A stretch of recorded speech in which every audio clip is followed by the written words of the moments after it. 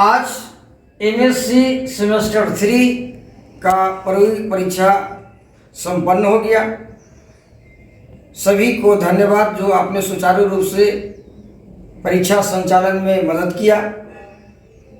कल से आप लोगों की एमएससी सेमेस्टर 4 में कक्षाएं प्रारंभ होने जा रही है।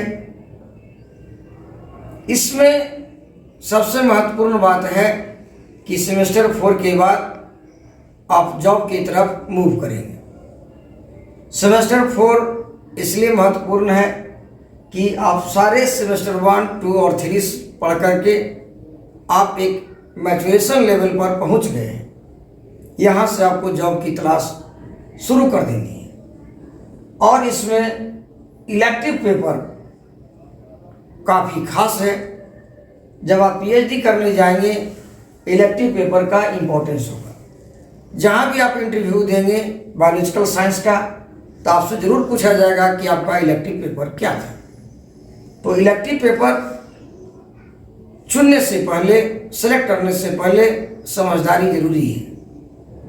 और जो हमारी यूनिवर्सिटी है पाटलिपुत्रा यूनिवर्सिटी, उसमें बॉटनी सब्जेक्ट में 2 इलेक्टिव पेपर दिया है।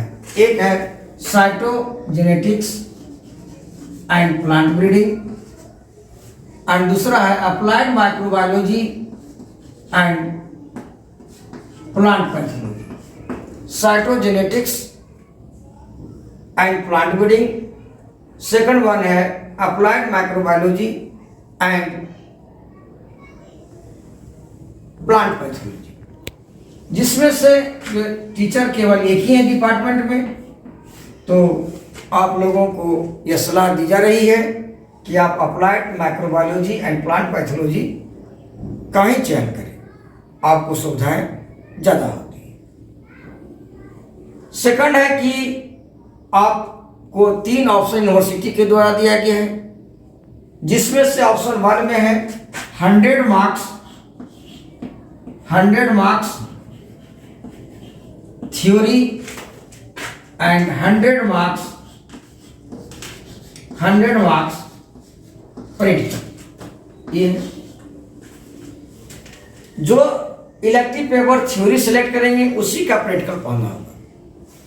सेकंड है 100 मार्क्स का थ्योरी एंड 100 मार्क्स का डिसर्टेशन। साधारण भाषा में डिसर्टेशन को प्रोजेक्ट वर्क भी बोलते हैं लोग। और डिसर्टेशन इसलिए इंपॉर्टेंट है कि पीएचडी में सबसे पहले वही डिमांड किया जाता है कि आपका टॉपिक क्या था डिसर्टेशन का।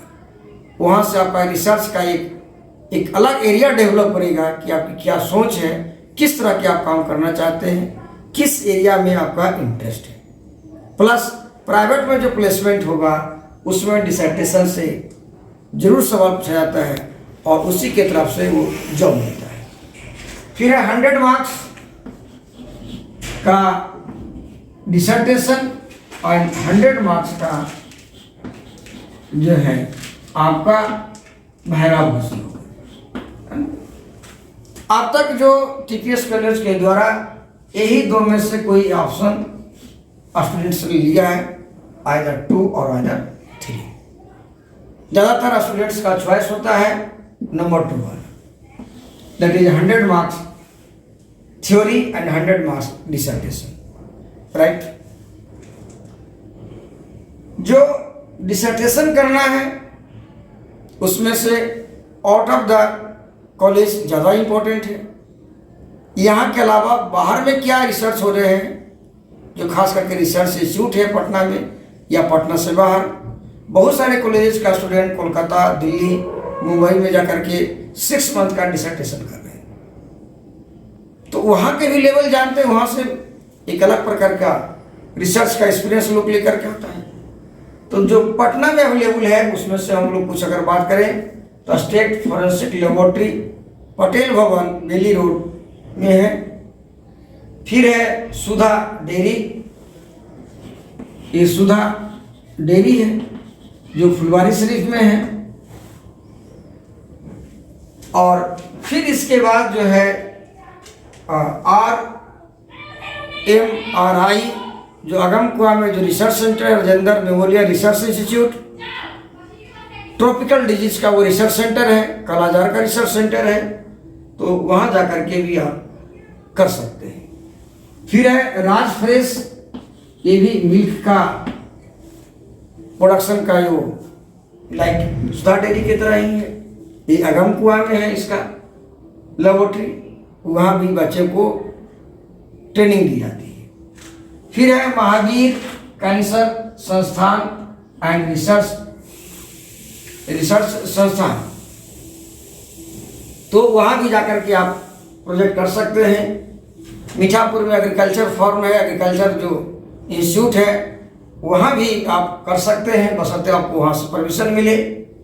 इसके अलावा कुछ और है, जैसे प्राज्ञान टेस्टिंग लेबोरेटरी है, टेस्टिंग लेबोरेटरी ये भी कुम्हरार में है। और इंस्टीट्यूट ऑफ इनोवेटिव रिसर्च जो दीघा में है, डॉक्टर अंजलि सिंह उसका डायरेक्टर हैं, इंस्टीट्यूट ऑफ इनोवेटिव रिसर्च। जितना हमने अभी तक बताया उस सारे में से कोई ना कोई स्टूडेंट पिछले साल प्रोजेक्ट और डिसर्टेशन किए हैं, तो आप लोग भी जाकर के पता कीजिए, जिस संस्थान की ज़रूरत है आपको, उस संस्थान के लिए हम आपको एक लेटर बना के देंगे और उसको आप सबमिट करेंगे, आपका वो प्रोजेक्ट होगा। बशर्ते कि आप वहाँ से पहले मिल के आइए और कहिए कि हम करना चाहते हैं, क्या हम लेटर लेके आए। अगर वो आपको परमिशन देते हैं, ऑफर करते हैं, तो निश्चित रूप से हम आपको लेटर प्रोवाइड करेंगे। तो आप जितना जल्दी हो सके आप सेमेस्टर 4 का डिसर्टेशन के लिए आप उतनी जल्दी तैयारी कर लें। विशेष जानकारी आपको कुछ दिन के बाद हम पुनः जो है आपको कॉलेज में देंगे। धन्यवाद।